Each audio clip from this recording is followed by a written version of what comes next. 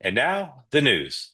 As I said, the vice president met with President Zelensky in Europe today at the Munich Security Conference. Europeans are still rattled, shaken, spooked, unsettled by the vice president's emphasis on the appreciation for free speech and populist movements and shutting down immigration, as opposed to talking about what they usually talk about at the Munich Security Conference, which is the nuts and bolts of defense spending and force status of forces and everything else.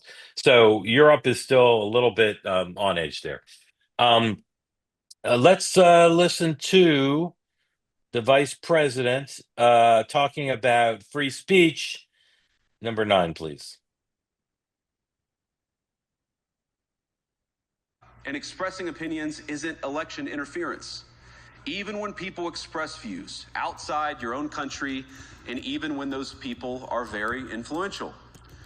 And trust me, I say this with all humor, if American democracy can survive 10 years of Greta Thunberg scolding, you guys can survive a few months of Elon Musk. But what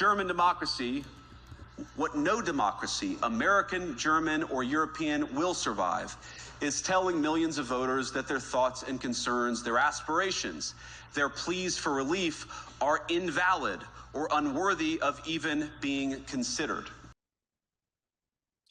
So my best J.D. Vance line of all time, which I repeat on a regular basis because it's so damn good, is he speaks fluent MAGA with a suburban accent.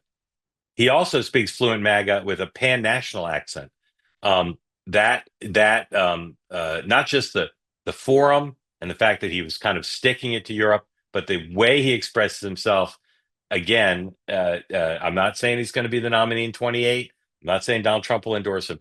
I am saying that, as Tucker Carlson and Don Jr. had suggested when they strongly made the case to Donald Trump that he should pick Vance as his running mate, this guy is the ideological heir in a more robustly intellectual way to Donald Trump than anybody else in the party. It's quite something. And of course, to the extent he has rivals for that title, now that he's the vice president, it is his purview. And again, you talk about unusual things, unprecedented things.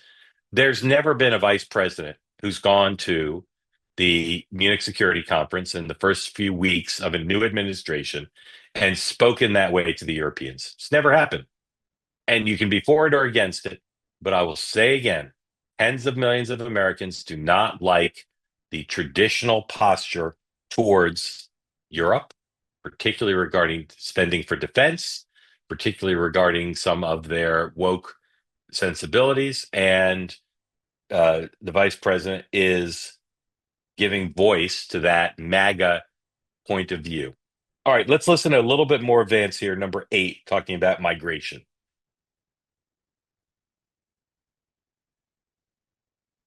I believe there is nothing more urgent than mass migration. Today, almost 1 in 5 people living in this country moved here from abroad. That is, of course, an all-time high. It's a similar number, by the way, in the United States, also an all-time high. The number of immigrants who entered the EU from non-EU countries doubled between 2021 and 2022 alone, and of course, it's gotten much higher since. And we know this situation, it didn't materialize in a vacuum. It's the result of a series of conscious decisions made by politicians all over the continent and others across the world over the span of a decade. We saw the horrors wrought by these decisions yesterday in this very city.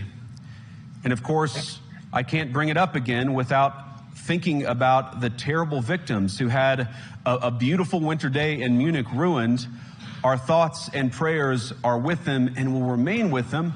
But why did this happen in the first place? It's a terrible story, but it's one we've heard way too many times in Europe and unfortunately too many times in the United States as well.